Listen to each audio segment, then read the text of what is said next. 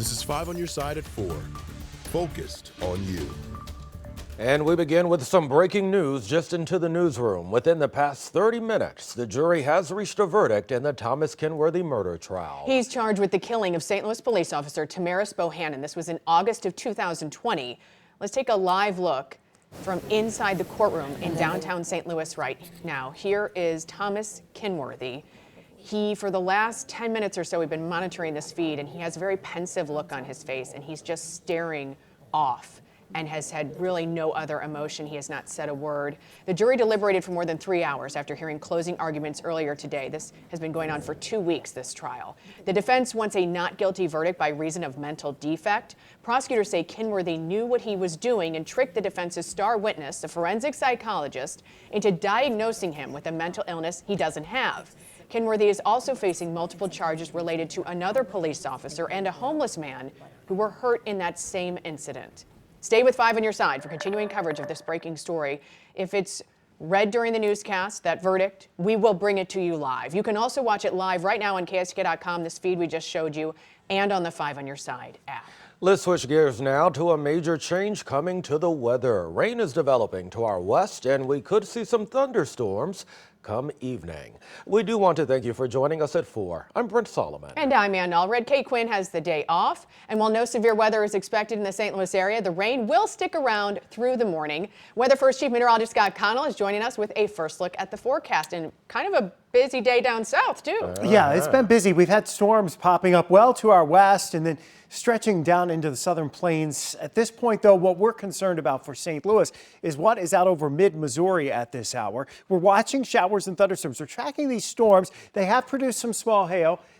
They have been also producing some gusty winds to about 30 miles per hour. We zoom out to the west. You see there's a fair amount of cloud ground lightning, including in and around the Jefferson City area. That's a live look out of Jefferson City where the rain has started falling along with some of those gusty winds. Other stronger storms, a few developing now in western portions of Pike County, west along Highway 54 out of Bowling Green. It's the ones north of Hannibal that have been producing the larger hail. Let's look at our future cast. As we time this out for you this evening, those storms arrive in St. Louis as we head towards 8:30. As they move towards St. Louis and then through the remainder of the evening, they lose much of their punch, but we'll still have widespread showers into the wee hours tomorrow morning before things start to settle down. So we're not expecting severe weather out of these storms, but a few of them will still be strong. Metro area after 7 p.m. tonight, pea-size hail, 40-mile-per-hour wind gusts. The strongest storms will be capable of producing that. Then the storms will start weakening after 10 o'clock tonight. Of course, we'll keep tracking from the Weather First Weather Center. Ann. You can stay up to date on the Weather First forecast 24/7. Just text the word weather to 314-425-5355, and we'll send you a link to the radar and forecast. Also tonight, new information on a deadly shooting at a fast food restaurant in East St. Louis. It happened just after 7 o'clock last night at this restaurant. This is North 25th and State Street. Investigators say 2 people were shot and 1 person died at the hospital. Hours ago, that victim was identified as Travion Brown. Right now, police are still looking for the suspect, so if you have any information, you are asked to email isp.crimetips@illinois.gov. Right now, there's a new incentive for St. Louis public school families. It could ease the pain of ongoing bus problems. That's right. We're talking about parents getting paid to transport their children to school. Following your slice, Megan Kernan joins us live outside of the Compton Drew Middle School to break it all down for us. And Megan, how much money are we talking about?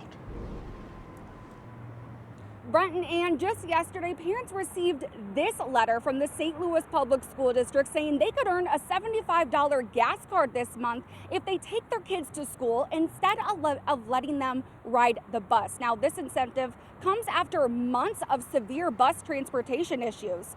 On Monday, multiple bus drivers were absent, leaving students in after-school activities to find alternative transportation. The district is giving families who have already experienced chronic bus absenteeism a $75 gas card. Meanwhile, starting May 13th, all district families will be eligible for $75 per week if they drive their children for the rest of the school year. District Superintendent Dr. Keisha Scarlett says they will have a long-term transportation solution before the next school year. She says the district will hire multiple bus contractors to avoid a problem like they're facing right now. Our long-term solution is to have a transportation situation that works, a system that works for students, that we move and have 2 contract providers so that we don't have to put sort of the fate of our entire system into one.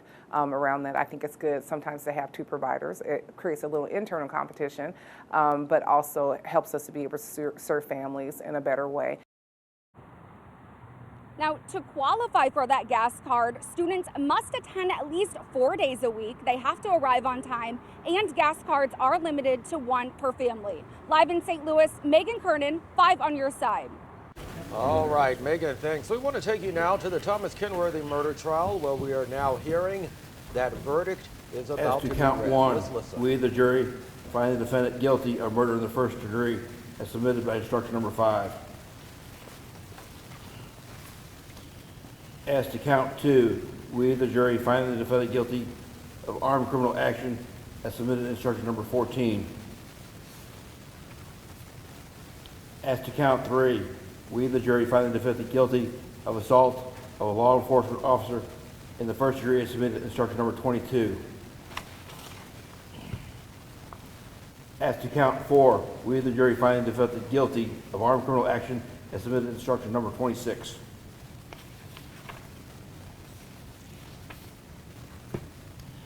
As to count 5, we, the jury, find the defendant guilty of assault in the second degree as submitted in instruction number 32. As to count 6, we, the jury, find the defendant guilty of armed criminal action as submitted in instruction number 36. As to count 7, we, the jury, find the defendant guilty of burglary in the first degree as submitted in instruction number 38. As to count 8, we, the jury, find the defendant guilty of armed criminal action as submitted in instruction number 42. As to count 9, we, the jury, find the defendant guilty of resisting arrest as submitted in instruction number 44. Yes, Your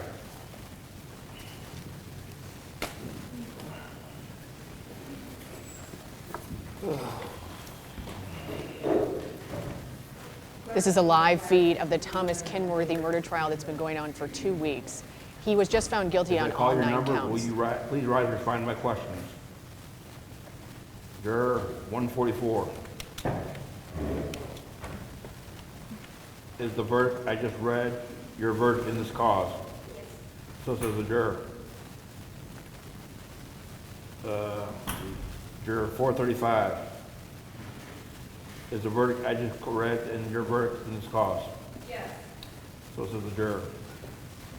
Juror 443. Is the verdict I just read your verdict in this cause? Yes. So says the juror. Juror 359. Is the verdict I just read your verdict in this cause? Again, Thomas Kinworthy found guilty on all accounts, and you mentioned at the top of the hour that stoic face that he showed prior to that verdict being read. That face never changed even after he learned his fate. No, he has been, he definitely looks pensive, and he even arguably looked stressed and worried, I think, before this all happened, understandably so. This murder trial has been going on for 2 weeks. Our Christine Byers has been in the courtroom every single day. And the big thing here, this is for the murder of Tamaris Bohannon, a St. Louis Metro police officer in 2020 in the Tower Grove South neighborhood. He barricaded himself in a house, Thomas Kinworthy. There was also another officer that was injured. Again, 9 counts. We've got armed criminal action, murder in the first, resisting arrest, burglary first degree. So many, many counts. Obviously, sentencing will happen later. Christine is in the courtroom behind Thomas Kinworthy, and she will be live with reports at 5 and 6. But one of the main issues in this case was the defense kept saying he should be found not guilty by reason of mental defect. They described him as having a very traumatic childhood, and that led to mental health problems. Sure. They put on a psychologist on the stand who said she did agree with that. Well, then the prosecution put on a different psychologist who said, I felt like he was doing a performance. I felt like he was doing this act for me to make me think that this was true, and I disagree. I do not think that he should be found not guilty by mental defects. So 2 opposing psychologists on the stand during this trial, and that the defense's argument did not work, obviously, because right. they found him guilty on all of these counts. In the end, the jury making its decision. Again, we have Christina Byers in the courtroom. We will have a live report for you coming up in less than an hour. That's at 5 o'clock and again at 6 tonight. Let's get to our other news right now. A Missouri family's desperate plea for their newborn twins.